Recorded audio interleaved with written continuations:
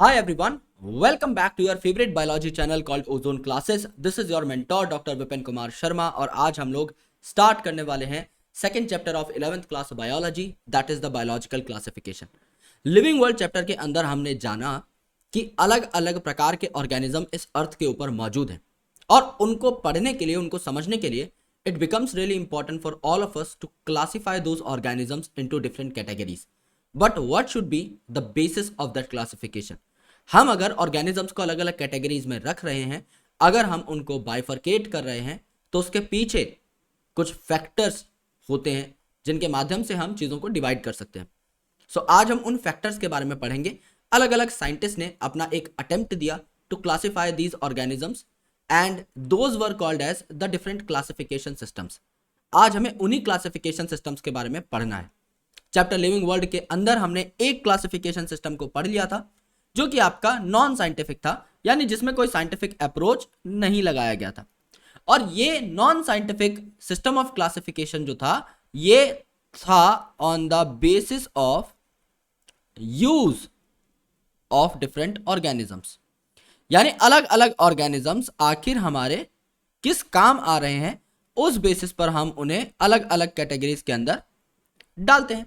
For example, कुछ ऐसे organisms होंगे जो कि हमें फूड प्रोवाइड कर रहे होंगे, जैसे कि अलग अलग प्रकार की क्रॉप्स हैं, अलग अलग प्रकार के फ्रूट्स हैं, वेजिटेबल्स हैं, एनिमल मीट है, एग है, मिल्क है. ये हमें जिन भी एनिमल से मिलती है या प्लांट से मिलती है, उन्हें हम फूड वाली कैटेगरी के अंदर रख देंगे. काफी सारे ऐसे प्लांट्स होंगे जो कि घर बनाने का मटेरियल हमें प्रोवाइड कर रहे होंगे, उनको हम शेल्टर वाली कैटेगरी के अंदर रख देंगे. काफी सारे ऐसे प्लांट्स होंगे जिनसे हमें जूट मिलता होगा, कॉटन मिलता होगा, फ्लेक्स मिलता होगा या फाइबर्स मिलते होंगे जो कि हमारी क्लोथिंग के लिए बहुत इंपॉर्टेंट है, तो उन्हें हम क्लोथिंग वाली कैटेगरी के अंदर डाल देंगे. जो डॉग हैं, they are very important for the security purpose, तो उनको हम लोग सिक्योरिटी के अंदर डाल देंगे. एज वेल एज कहीं ट्रांसपोर्ट करने के लिए बुल कार्ट और the horse cart are very important, तो हॉर्स को और बुल को हम लोग ट्रांसपोर्ट वाली कैटेगरी के अंदर भी रख सकते हैं. तो पहला non scientific basis of classification जो था वो था यूजेस ऑफ ऑर्गेनिजम्स, जो कि हम समझ चुके थे in the chapter living world. बात ये आती है कि पहला साइंटिफिक अटेम्प्ट जो था ये किन्होंने दिया. तो पहला साइंटिफिक अटेम्प्ट जो था, ये माना जाता है कि फादर ऑफ बायोलॉजी आपके एरिस्टोटल साहब जो थे उन्होंने दिया था. और एरिस्टोटल साहब ने प्लांट्स और एनिमल्स को अलग अलग कैटेगरीज के अंदर डिफाइन किया. तो सबसे पहले तो इन्होंने बोला कि दो तरीके के आपके ऑर्गेनिजम्स हो सकते हैं. पहली जो कैटेगरी होगी, इसमें आपके क्या पाए जाएंगे, इसमें पाए जाएंगे आपके प्लांट्स. और दूसरी जो कैटेगरी होगी, इनमें पाए जाएंगे आपके एनिमल्स. अब इन्होंने प्लांट्स को क्लासिफाई करने के लिए किसका इस्तेमाल किया? मॉर्फोलॉजी का इस्तेमाल किया. यानी सिर्फ प्लांट्स को देखा कि प्लांट्स दिखने में कैसे हैं, यानी उनकी मॉर्फोलॉजी के बेसिस पे, उनके एक्सटर्नल स्ट्रक्चर के बेसिस पे उन्होंने तीन अलग अलग कैटेगरीज में प्लांट्स को डिवाइड किया. जो हरे भरे पौधे होते हैं उन्हें हम क्या बोलते हैं? उन्हें हम प्यार से बोलते हैं हर्ब्स. जो आपकी झाड़ियां होती हैं, बुशेस होते हैं, उन्हें हम प्यार से बोलते हैं श्रब्स. और जो बड़े बड़े पेड़ होते हैं, दरख्त होते हैं, उन्हें हम प्यार से बोलते हैं ट्रीज. तो प्लांट्स को इन्होंने इन तीन कैटेगरीज के अंदर डिवाइड कर दिया. और एनिमल्स को on the basis of presence और एब्सेंस ऑफ रेड ब्लड उन्होंने दो कैटेगरीज के अंदर डिवाइड किया. कुछ ऐसे ऑर्गेनिज्म जिनमें रेड ब्लड प्रेजेंट था, उन्हें बोला इनैमा, जैसे कि ह्यूमन बीइंग्स, जहां आपका रेड ब्लड प्रेजेंट. और कुछ ऐसे ऑर्गेनिज्म जहां पे रेड ब्लड एब्सेंट था, ए का मतलब एब्सेंट, इन्हें क्या बोला? अनैमा बोला. यहां पर आपका क्या है? Red blood absent. Red blood absent. तो एरिस्टोटल साहब ने सबसे पहला साइंटिफिक अटेम्प्ट दिया for the classification of organisms. Plants को उन्होंने हर्ब्स, श्रब्स और ट्रीज में डिवाइड किया, और एनिमल्स को इन्होंने इनैमा और अनैमा में डिवाइड किया, depending upon whether the animal is having red blood और नॉट. इसके बाद जो क्लासिफिकेशन सिस्टम आई, उसे हम लोग कहते हैं two kingdom system of classification, जो कि हमारे एरिस्टोटल साहब के बाद किन्होंने दिया था? कैरोलस लीनियस साहब ने दिया था. कैरोलस लीनियस साहब का नाम आपको पता है, आपका बाइनोमियल नोमेनक्लेचर का सिस्टम इन्होंने तैयार किया था. जो स्कीम हम पढ़ते हैं बाइनोमियल नोमेनक्लेचर की, जहां जीनस और स्पीसीज का इस्तेमाल किया जाता है, वो स्कीम जिन कैरोलस लीनियस साहब ने दी थी, उन्होंने ही two kingdom system of classification भी हमारे सामने रखा था. दो किंगडम में इन्होंने क्या क्या रखे? पहले रखे प्लांट्स और फिर रखे एनिमल्स. और इन्होंने कुछ सिंपल कैरेक्टर्स को ही कंसिडरेशन में लिया कि प्लांट्स वो हैं जो यूजुअली हिल नहीं पा रहे हैं, या फिर प्लांट्स वो हैं जिनमें सेल वॉल प्रेजेंट है। तो अगर एक अच्छा कैरेक्टर यहां पे लिया जाए जिसको इन्होंने कंसिडर किया था, तो अच्छा कैरेक्टर ये हो सकता है कि प्लांट्स के अंदर आपकी सेल वॉल क्या है, प्रेजेंट है, जबकि एनिमल्स के अंदर आपकी क्या है, सेल वॉल एब्सेंट है ना। और काफी ऐसे ऑर्गेनिजम्स जिनमें कंफ्यूजन थी उनको बाय डिफॉल्ट प्लांट में इन्होंने डाल दिया था, जैसे कि आपके बैक्टीरिया हो गए। तो बैक्टीरिया के अंदर सेल वॉल होती है आपकी पेप्टिडोग्लाइकन की। इसके अलावा मेन प्लांट्स हो गए। फंगस के अंदर आपकी सेल वॉल होती है काइटिन की। तो चाहे फंगस हो, बैक्टीरिया हो, प्लांट्स हो, जो बहुत अलग अलग दिखते हैं, जिनका स्ट्रक्चर बहुत अलग अलग है, इन सबको प्लांट्स में डाल दिया। और आपके मेजर जो एनिमल्स थे उनको क्या कर दिया, animals and non cell walled organisms को कहां डाल दिया, आपका एनिमल्स के अंदर डाल दिया, नॉन सेल वॉल्ड ऑर्गेनिजम्स को यहां डाल दिया। तो इसके काफी सारे ड्रॉबैक्स भी थे। काफी सारे साइंटिस्ट ऐसे थे जो इस सिस्टम का विरोध करने लगे और कहने लगे कि ये जो सिस्टम है अच्छा नहीं है। क्यों? क्योंकि क्लासिफिकेशन सिस्टम अच्छा वही माना जाता है जो सिमिलर तरीके के ऑर्गेनिजम्स को एक कैटेगरी में लाके रख दे, और जो डिफरेंट डिफरेंट ऑर्गेनिजम्स हैं जो मिलते जुलते हैं ही नहीं, उन्हें बाय डिफॉल्ट अलग अलग कैटेगरी के अंदर रख दे। लेकिन यहां क्या हो रहा था, ड्रॉबैक क्या थे, यहां पे यूनिसेलुलर और मल्टीसेलुलर ऑर्गेनिजम्स को साथ रख दिया था। अब यूनिसेलुलर और मल्टीसेलुलर ऑर्गेनिजम्स में तो बहुत फर्क है ना, कॉम्प्लेक्सिटी का बहुत फर्क है। तो यूनिसेलुलर और multicellular organisms were placed together,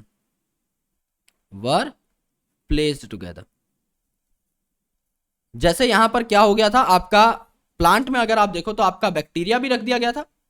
unicellular की अगर आप बात करो तो बैक्टीरिया भी रख दिया गया था। और वहीं पर अगर आप मल्टीसेलुलर देखो तो आपका कॉम्प्लेक्स प्लांट और फंगस, जो कि यूजुअली मल्टीसेलुलर होते हैं, और कॉम्प्लेक्स प्लांट, इनको क्या कर दिया था, साथ साथ रख दिया था। तो ये तो बात कुछ जमी नहीं। सेकंड जो ड्रॉबैक था वो ये देखा गया कि आपके प्रोकैरियोटिक और यूकैरियोटिक ऑर्गेनिजम्स को साथ रख दिया गया। अब प्रोकैरियोटिक और यूकैरियोटिक में तो जमीन आसमान का फर्क है। तो prokaryotic and eukaryotic organisms were placed together,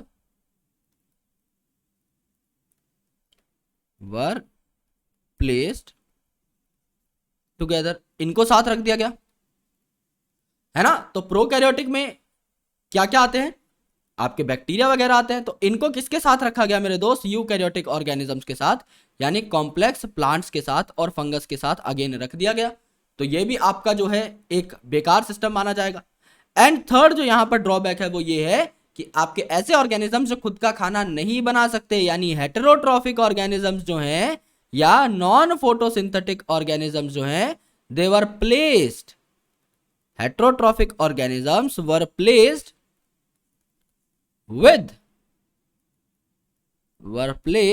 with photosynthetic organisms. अब यहां पर आप देखोगे तो काफी सारे आपके प्लांट्स जो हैं वो तो फोटोसिंथेटिक होते ही हैं, लेकिन उसके अलावा आपके बैक्टीरिया भी जो है वो फोटोसिंथेटिक हो सकते हैं। तो यहां पर फोटोसिंथेटिक में अगर आप देखोगे तो साइनोबैक्टीरिया जो आता है, जिसको हम ब्लू ग्रीन एल्गी भी कहते हैं, इसको प्लेस कर दिया गया किसके साथ, हेटेरोट्रॉफिक ऑर्गेनिजम्स के साथ, यानी फंगस के साथ जो अपना खाना खुद नहीं बना सकता है। So these three things were the major drawback कि यूनिसेलुलर को मल्टीसेलुलर के साथ रख दिया, प्रोकैरियोट को यूकैरियोट के साथ रख दिया, हेटेरोट्रॉफिक ऑर्गेनिज्म को ऑटोट्रॉफिक ऑर्गेनिज्म के साथ रख दिया। जब इतने डिफरेंट ऑर्गेनिज्म सेम कैटेगरीज के अंदर प्रेजेंट है तो किस बात की क्लासिफिकेशन, मतलब कोई कंक्रीट अभी तक हमने ऐसा फैक्टर नहीं लिया है जो सच में इनको डिफरेंट कैटेगरीज के अंदर प्लेस कर सके। तो साइंटिस्ट के मन में एक सीधी सी बात है कि सिर्फ मॉर्फोलॉजी देख करके, सिर्फ एक्सटर्नल स्ट्रक्चर देख करके, सिर्फ एक्सटर्नल कैरेक्टरिस्टिक्स देख करके तो प्रॉपर क्लासिफिकेशन हम लोग नहीं कर पाएंगे। Therefore it becomes really important to have some extra characters. Internal structure भी देखना पड़ेगा एक ऑर्गेनिज्म को, है ना, उसका सेल किस टाइप का है ये भी देखना पड़ेगा, और ऑर्गेनिज्म से कैसे रिलेशनशिप है, इवोल्यूशनरीली यानी फाइलोजेनेटिक रिलेशनशिप्स भी देखनी पड़ेंगी, एक ऑर्गेनिज्म का डेवलपमेंटल प्रोसेस कैसा है वो भी देखना पड़ेगा, उसकी इकोलॉजिकल पोजीशन कैसी है वो भी देखनी पड़ेगी। यानी मल्टीपल कैरेक्टर्स जब आप देखोगे तब जाके आपको कुछ कंक्रीट चीजें मिलेंगी जिससे कि आप ऑर्गेनिजम्स को बढ़िया कैटेगरीज के अंदर डिवाइड कर पाओगे और सिमिलर ऑर्गेनिजम्स को साथ रख पाओगे, डिसिमिलर ऑर्गेनिजम्स को अलग अलग जगह फेंक पाओगे। तो two kingdom system of classification इसीलिए डिस्कार्ड कर दिया गया क्योंकि ये बहुत सारे ड्रॉबैक्स को कैरी करता था। इसके बाद three kingdom system of classification आया। Three kingdom system of classification में क्या ऐड किया गया? Protista was added. Protista was added. Protista एक ऐसी किंगडम है जिसके अंदर आपके यूनिसेलुलर यूकैरियोटिक ऑर्गेनिजम्स आते हैं, यानी एक सेल कंटेन करने वाले यूकैरियोटिक ऑर्गेनिजम्स आते हैं। यूनिसेलुलर यूकैरियोटिक ऑर्गेनिजम्स इसमें आते हैं। और ये प्रपोज किसने करी थी? Three kingdom system of classification ये आपकी हैकल साहब ने प्रपोज करी थी। तो हैकल साहब ने प्रोटिस्टा किंगडम को इंट्रोड्यूस किया मोनेरा से पहले। ये बात याद रखनी है। जब हम 5 किंगडम को पढ़ते हैं तो हम किस सीक्वेंस में पढ़ते हैं? Monera, protista, fungus, Plantae, animalia. तो हमारे मन में एक भ्रम होता है कि मोनेरा पहले आया था, लेकिन नहीं, प्रोटिस्टा पहले आया था। 4 किंगडम सिस्टम ऑफ क्लासिफिकेशन देखोगे ना तो ये किन्होंने दी थी? ये हमारे कोपलैंड साहब ने दी थी। और कोपलैंड साहब ने फिर एंड में क्या ऐड किया था? 4 किंगडम सिस्टम ऑफ क्लासिफिकेशन के अंदर ही एडेड किंगडम मोनेरा। ही एडेड किंगडम मोनेरा। और किंगडम मोनेरा के अंदर किस प्रकार के ऑर्गेनिजम्स होते हैं? किंगडम मोनेरा के अंदर प्रोकैरियोटिक ऑर्गेनिजम्स होते हैं, यानी ऐसे ऑर्गेनिजम्स जिनमें एक वेल डिफाइंड न्यूक्लियस नहीं होता या न्यूक्लियर मेम्ब्रेन नहीं होती। ये ऑर्गेनिजम्स उन्होंने किंगडम मोनेरा के अंदर ऐड किए। तो पहले कौन आया आपका? पहले आया आपका किंगडम प्रोटिस्टा। ये याद रखना है, ये मैं आपको लिखवा भी दूंगा नीचे। और बाद में कौन आया? बाद में आया आपका किंगडम मोनेरा। राइट? तो यहां पर आप स्टार बना के लिख भी सकते हो, kingdom protista was introduced before Monera. इसके बाद आता है सबसे important classification system, that is 5 kingdom system of classification. ये सिस्टम ऑफ क्लासिफिकेशन दिया था आपका आर.एच. विटेकर साहब ने। और आर.एच. विटेकर साहब ने 1969 के अंदर ये स्पेसिफिक क्लासिफिकेशन सिस्टम देकर के 5 किंगडम्स जो हैं वो हमें बताई, जिसमें इन्होंने एक किंगडम एडिशनली ऐड करी जिसका नाम था किंगडम फंजाई। तो सबसे पहले कौन आता है? बाय डिफॉल्ट किंगडम मोनेरा, जिसमें आपके प्रोकैरियोटिक ऑर्गेनिजम्स प्रेजेंट है। उसके बाद आपका कौन आता है? किंगडम प्रोटिस्टा, जिसमें यूकैरियोट्स हैं लेकिन यूनिसेलुलर, है ना। उसके बाद आपका मल्टी सेलुलर किंगडम स्टार्ट हो जाती है जिसका नाम है फंगस, जो सबसे पहले आर.एच. विटेकर साहब ने ऐड किया। इसके बाद आते हैं आपके plants in the kingdom Plantae, और उसके बाद आते हैं आपके animals in the kingdom animalia. तो आर.एच. विटेकर साहब ने ऐसे कौन कौन से कैरेक्टर्स को स्टडी किया जिस बेसिस पर इन्होंने 5 किंगडम बनाई, उसके बारे में जान लेते हैं। सबसे पहले इन्होंने देखा सेल का स्ट्रक्चर। सेल का स्ट्रक्चर मतलब सेल आपका प्रोकैरियोटिक है या यूकैरियोटिक है, ये इन्होंने देखा। अगर सेल आपका प्रोकैरियोटिक है तो प्रोकैरियोटिक इकलौती आपकी किंगडम है, बिना देखे आपको बता देना है कि मोनेरा की बात हो रही है अगर प्रोकैरियोट्स लिखा हुआ है तो। और यूकैरियोटिक किंगडम बची हुई सारी हैं, रेस्ट ऑफ द किंगडम्स, चाहे आपकी प्रोटिस्टा हो, फंजाई हो, प्लांटे हो, एनिमेलिया हो, ये सारी आपकी किस में आ जाएंगी? यूकैरियोटिक किंगडम्स के अंदर आ जाएंगे। Second important thing, body organisation. Body organisation मतलब आपका सेल यूनिसेलुलर है या मल्टी सेलुलर है। अब आपको पता है यूनिसेलुलर में आपके 2 तरीके की किंगडम्स आएंगी। अब ये जो यूनिसेलुलर ऑर्गेनिजम्स हैं ये आपके प्रोकैरियोटिक भी हो सकते हैं, यानी मोनेरा भी हो सकता है इसके अंदर, यूनिसेलुलर प्रोकैरियोट, और आपका प्रोटिस्टा भी हो सकता है यूनिसेलुलर यूकैरियोट। और मल्टी सेलुलर में आपकी क्या आ जाएंगी? रेस्ट ऑफ द किंगडम्स आ जाएंगी। आपकी फंगस हो जाएगी जो कि मेजरली मल्टी सेलुलर है, एक आधा कोई एक्सेप्शन हो सकता है जैसे ईस्ट। प्लांट आपके यूजुअली मल्टीसेलुलर होते हैं एंड एनिमल्स आपके मल्टीसेलुलर होते हैं। मोड ऑफ न्यूट्रिशन की कोई आपका ऑर्गेनिज्म जो है वो खाना बना सकता है या नहीं। सो either the organisms could be autotrophic, यानी अपना खाना खुद बना सकते हैं, और इट कुड बी हेट्रोट्रॉफिक। अब यहां पर भी अलग अलग मोड्स आपको देखने को मिल सकते हैं। अगर आप देखें ऑटोट्रॉफी के अंदर भी एक ऑर्गेनिज्म या तो लाइट को इस्तेमाल करके खाना बना सकता है यानी फोटो ऑटोट्रॉफिक हो जाएगा, या अलग अलग इनऑर्गेनिक केमिकल्स को यूज करके बिना लाइट की प्रेजेंस में खाना बना सकता है यानी कीमोसिंथेटिक हो सकता है, कीमो ऑटोट्रॉफिक हो जाएगा। हेट्रोट्रॉफिक में भी एक ऑर्गेनिज्म आपका सेप्रोफिटिक हो सकता है, गले सड़े मैटर पे ग्रो कर सकता है, मरे हुए मैटर पर ग्रो कर सकता है, या फिर आपका पैरासिटिक हो सकता है, किसी और ऑर्गेनिज्म में बीमारी कॉज कर सकता है, उसकी बॉडी के अंदर या उसकी बॉडी के ऊपर रह सकता है। रिप्रोडक्शन की अगर आप बात करें तो कोई ऑर्गेनिज्म जो है इट कैन रिप्रोड्यूस असेक्सुअली, वो असेक्सुअली रिप्रोड्यूस कर सकता है, रिप्रोडक्शन की पहली यूनिट हम लोग पढ़ चुके हैं, या वो सेक्सुअली भी रिप्रोड्यूस कर सकता है, गैमीट्स बना करके गैमीट के फ्यूजन से रिप्रोड्यूस कर सकता है। इवोल्यूशनरीली चीजें एक दूसरे से कितनी जुड़ी हुई हैं, राइट? इवोल्यूशनरीली अगर आप डीएनए की सिमिलैरिटी देखोगे तो आपको पता लग जाएगा एक ऑर्गेनिज्म दूसरे से कितना सिमिलर है। तो यहां पर फाइलोजेनेटिक रिलेशनशिप्स को भी तवज्जो दी जाती है। ये 5 ऐसे कैरेक्टर्स थे जिनके बेसिस पर आपका क्लासिफिकेशन की गई 5 किंगडम की। इसमें से मोड ऑफ न्यूट्रिशन जो है ये सबसे ज्यादा इंपॉर्टेंट फैक्टर माना गया था। अगर इनमें से आपको एक चुनना हो कि कौन सा सबसे वाइटल बेसिस है for the classification, that would be mode of nutrition. ये आपका सबसे प्राइम फैक्टर माना जाता है। ऑलराइट, तो देखिए इन 5 किंगडम की प्रॉपर्टीज। सबसे पहले सेल टाइप, आपको पता है कि सिर्फ मोनेरा जो है ये प्रोकैरियोटिक है। और प्रोकैरियोटिक क्या होते हैं? सिर्फ मोनेरा प्रोकैरियोटिक है, बाकी सारे यूकैरियोटिक, याद करने की जरूरत नहीं है। प्रोकैरियोटिक क्या होते हैं? ऐसे ऑर्गेनिज्म जिनमें वेल डिफाइंड न्यूक्लियस या वेल डिफाइंड न्यूक्लियर एनवेलप नहीं है। तो न्यूक्लियर एनवेलप या न्यूक्लियर मेम्ब्रेन एब्सेंट होगी सिर्फ प्रोकैरियोट्स के अंदर, बाकी सबके अंदर प्रेजेंट होगी। तो 2 कैरेक्टर सीधे याद हो गए भाई। सेल टाइप में सिर्फ मोनेरा आपका प्रोकैरियोटिक है, बाकी देखो सारे यूकैरियोटिक है। प्रोटिस्टा, फंगस, प्लांट एनिमल, सारे यूकैरियोटिक है। न्यूक्लियर मेम्ब्रेन सिर्फ प्रोकैरियोटिक में एब्सेंट होगी, यानी मोनेरा में एब्सेंट होगी, बाकी चारों में प्रेजेंट लिखी हुई है। तो ये तो बात आपकी खत्म हो गई। अगर आप सेल वॉल की बात करें तो सेल वॉल का नेचर आपका कैसा हो सकता है? अगर आप मोनेरा की बात करें यानी बैक्टीरिया की बात करें तो नॉन सेलुलोजिक आपकी सेल वॉल होती है। सेल्यूलोज की सेल वॉल यूजुअली प्लांट्स में पाई जाती है ना? तो प्लांट्स में सेल्यूलोज की सेल वॉल आपकी मिलती है। यहां पर मोनेरा में सेल वॉल किसकी बनेगी? आपकी पेप्टिडोग्लाइकन की बनेगी। अगर आप नॉर्मल बैक्टीरिया की बात करो तो पेप्टिडोग्लाइकन की सेल वॉल यहां पर आपकी पाई जाती है, जैसे आपका म्यूरिन भी कहा जाता है, जिसमें आपके कुछ कार्बोहाइड्रेट हैं which are associated with the amino acid, है ना? तो कार्बोहाइड्रेट है यानी पॉलीसेकेराइड, और बीच में कुछ पेप्टाइड चेन्स लगी रहती हैं, अमीनो एसिड्स लगे रहते हैं।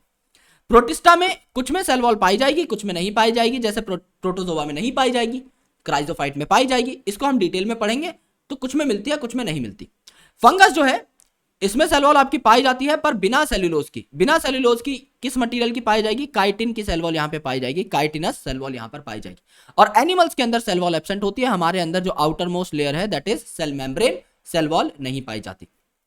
बॉडी ऑर्गेनाइजेशन की अगर आप बात करोगे तो मोनेरा और प्रोटिस्टा में तो सिंगल सेल है, तो सेलुलर बॉडी होगी, है ना? यूनिसेलुलर प्रोकैरियोट और यूनिसेलुलर यूकैरियोट है मोनेरा और प्रोटिस्टा रिस्पेक्टिवली, तो इनमें सेलुलर बॉडी पाई जाएगी। फंगस को अगर आप देखोगे तो मल्टी सेलुलर इसकी बॉडी हो सकती है, या लूज टिश्यू यहां पर देखने को मिल जाएंगे, टिश्यू लेवल की ऑर्गेनाइजेशन देखने की मिल जाएगी। प्लांट की अगर आप बात करो तो प्लांट में अलग अलग ऑर्गन्स होते हैं, जैसे स्टेम है, रूट है, लीफ है, तो इसमें ऑर्गन लेवल की चीजें आपको देखने को मिलेंगी।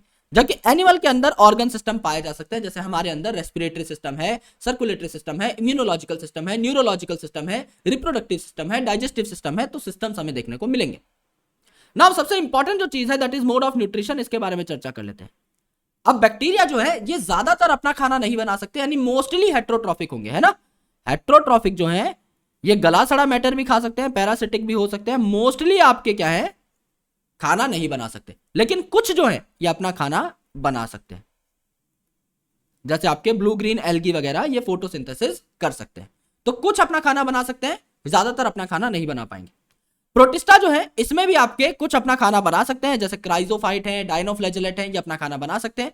कुछ अपना खाना नहीं बना पाएंगे, जैसे प्रोटोजोवन वगैरह। फंगस की अगर आप बात करो तो ये अपना खाना बिल्कुल नहीं बना सकते, सैप्रोफिटिक या पैरासिटिक होते हैं। प्लांट अपना खाना खुद बना लेते हैं क्योंकि फोटोसिंथेसिस शो करते हैं। और एनिमल्स अपना खाना नहीं बनाते, हेट्रोट्रॉफिक तरीके का इनमें न्यूट्रिशन होता है। They could be saprophytic and holozoic, यानी ये चीजों को गटक लेते हैं, है ना? होलोजोइक मोड ऑफ न्यूट्रिशन यहां देखने को मिलता है। यह आपका कंपैरेटिव एनालिसिस है पांचों की पांचों किंगडम का, राइट? अब देखते हैं एक नया मॉडल जो कि आपके एनसीईआरटी में रिसेंटली ऐड किया गया, जिसे 6 किंगडम और 3 डोमेन सिस्टम ऑफ क्लासिफिकेशन भी कहा जाता है। हमने कितनी किंगडम्स अभी तक पढ़ ली? 5, है ना? तो किंगडम्स अगर हम यहां पर लिखें तो पहली किंगडम क्या हो जाएगी? Kingdom Monera. उसके बाद हो जाएगी आपकी किंगडम प्रोटिस्टा। उसके बाद हो जाएगी किंगडम आपकी फंजाई। उसके बाद हो जाएगी किंगडम आपकी प्लांटे, और उसके बाद हो जाएगी किंगडम आपकी Animalia, right. Monera, Protista, Fungi, Plantae, Animalia. अब कार्ल वूज नाम के साइंटिस्ट ने क्या किया, this system was propose by a scientist called Carl Woese. Carl Woese साहब ने क्या किया, आपका 16S rRNA सीक्वेंसिंग कर दी और मोनेरा को दो प्रकार के बैक्टीरियाज में डिवाइड कर दिया। पहले जो आपके ट्रू बैक्टीरिया कहलाते हैं, इन्हें कहा जाता है यू बैक्टीरिया, और दूसरे आपके जो प्रिमिटिव बैक्टीरिया हैं, इन्हें कहा जाता है आर्की बैक्टीरिया, आर्की बैक्टीरिया। अब इन्होंने क्या बोला कि अगर हम किंगडम गिने तो आपकी कितनी किंगडम हो जाएंगी, यू बैक्टीरिया को एक किंगडम मानेंगे, आर्की बैक्टीरिया को एक किंगडम मानेंगे, तो मोनेरा के तो दो पार्ट हो गए, प्रोटिस्टा को एक किंगडम मानेंगे, फंजाई को एक किंगडम मानेंगे, प्लांटे को एक किंगडम मानेंगे, एनिमेलिया को एक किंगडम मानेंगे, यानी 6 किंगडम्स आपकी हो गई। ग्रीन कलर से जो हमने मार्क की हैं 6 किंगडम्स आपकी हो गई। और इन्होंने कहा है जो आर्की बैक्टीरिया और यू बैक्टीरिया, इनको एक एक डोमेन बोलेंगे हम। तो यू बैक्टीरिया नाम के इस डोमेन को क्या कहा गया, यू बैक्टीरिया ही कहा गया। तो पहला जो आपका डोमेन है ये हो गया यू बैक्टीरिया। दूसरा जो आपका डोमेन है, इसको आर्की बैक्टीरिया वाले को इसे क्या कहा गया, आर्किया कहा गया, आर्किया कहा गया। और प्रोटिस्टा, फंगस और प्लांटे और एनिमेलिया, ये सारे के सारे यूकैरियोटिक होते हैं, आपको पता है अच्छे तरीके से। ये सारे जो यूकैरियोटिक है, इनको मिलाकर के क्या कहा, यूकैरिया कहा गया। यूकैरियोटिक से वर्ड लिया गया यूकैरिया। 3 आपके यहां पर ये हो जाएंगे। तो 3 आपके क्या हो गए, डोमेन्स हो गए,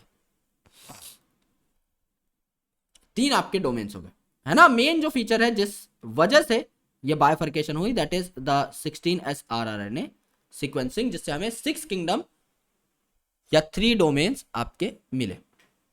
और यूकैरिया डोमेन्स जो है वो बाकी सारी किंगडम से ऑटोमेटिकली बड़ा है। तो डोमेन अगर आपसे कोई बोले कि किंगडम से बड़ा है या छोटा, तो आपको याद रखना है कि डोमेन जो है वो आपका किंगडम से यूजुअली बड़ा होता है, क्योंकि सबसे बड़ी किंगडम के कंपैरिजन में सबसे बड़ा डोमेन ज्यादा वास्ट है। क्योंकि सबसे बड़ी किंगडम कौन सी है, किंगडम एनिमेलिया, लेकिन वो खुद यूकैरिया के अंदर आ सकती है along with plants, fungus and protista, यानी यूकैरिया ज्यादा बड़ा है, यानी आपका डोमेन ज्यादा बड़ा है as compare to that of kingdom. ठीक है, ये हमें 6 किंगडम सिस्टम ऑफ क्लासिफिकेशन भी समझ में आ गए। अब एडवांटेजेस क्या है आपके 5 किंगडम सिस्टम ऑफ क्लासिफिकेशन के। 5 किंगडम सिस्टम ऑफ क्लासिफिकेशन में सबसे पहले क्या हुआ, a new kingdom was added, that is kingdom Fungi. Fungi was added, जिससे कि आपके ऐसे ऑर्गेनिज्म जिनमें काइटिन की सेल वॉल थी वो अलग हो गए। यानी 2 किंगडम सिस्टम ऑफ क्लासिफिकेशन के अंदर ऐसे सारे ऑर्गेनिज्म जिनमें सेल वॉल थी वो साथ रख दिए गए थे। हमें ये नहीं देखा गया उस टाइम पे, या ये नहीं बताया गया उस टाइम पे कि सेल वॉल है किस टाइप की। भाई सेल वॉल भी तो अलग अलग मटेरियल की बन सकती है। जैसे नॉर्मल जो आपका बैक्टीरिया है उसकी सेल वॉल आपकी पेप्टिडोग्लाइकन की बनेगी, आर्की बैक्टीरिया की सेल वॉल आपकी सूडोम्यूरिन की बनेगी, फंगस की सेल वॉल आपकी काइटिन की बनेगी, प्लांट की सेल वॉल सेल्यूलोज की बनेगी। तो हमें यह नहीं बताया गया कि सेल वॉल है किस टाइप की, हमें बस बोला सेल वॉल है। यहां पर आर.एच. व्हिटेकर साहब ने आके अलग अलग ऑर्गेनिजम्स जिनके सेल वॉल का कंपोजिशन अलग था उन्हें डिफरेंट कैटेगरीज में डाल दिया। तो बैक्टीरिया तो आपका पहले ही सेपरेट हो चुका था, मोनेरा में जा चुका था, है ना। फंगस को यहां पे अलग कर दिया गया जिसमें काइटिन की सेल वॉल थी। इसके अलावा कुछ ऐसे ऑर्गेनिज्म जिनमें सेल वॉल थी पर वो आपके यूकैरियोटिक थे और यूनिसेलुलर थे। फॉर एग्जांपल आपका क्लैमाइडोमोनास एंड क्लोरेला, तो इनमें सेल वॉल है, they were earlier placed in plant,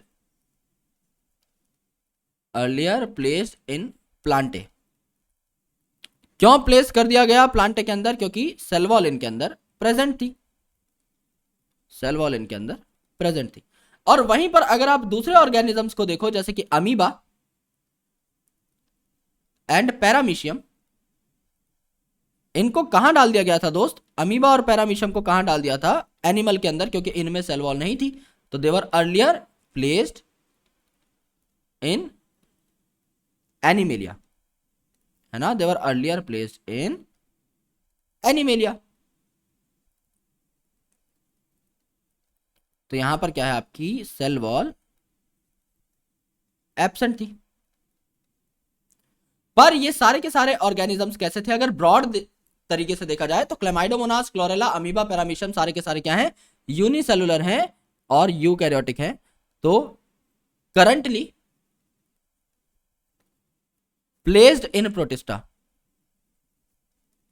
तो पहले ये अलग अलग किंगडम्स में डाले गए थे, लेकिन अब चारों के चारों प्रोटिस्टा के अंदर मौजूद हैं, क्योंकि कैसे हैं ये, यूनिसेलुलर यूकैरियोटिक ऑर्गेनिजम्स हैं।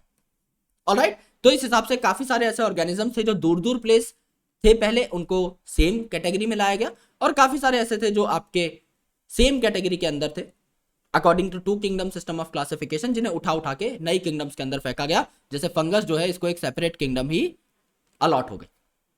इस हिसाब से आपके 5 किंगडम सिस्टम ऑफ क्लासिफिकेशन ने काफी चीजों को आकर के सुधारा और 2 किंगडम, 3 किंगडम, 4 किंगडम के डिमेरिट्स को खत्म किया। 2 किंगडम्स हमेशा कांस्टेंट रही, प्लांटे और एनिमेलिया, क्योंकि इनको समझना काफी इजी है। अगर आप एक पीपल के पेड़ को देखोगे आपको पता है वो प्लांट है, अगर आप एक डॉग को देखोगे, कैट को देखोगे, बफेलो को देखोगे, काऊ को देखोगे, आपको पता है वो एनिमल्स है। इनको कैटेगराइज करना इजी है, इसलिए 2 किंगडम्स हमेशा कांस्टेंट रही हैं। तो kingdom Plantae and animalia remained constant,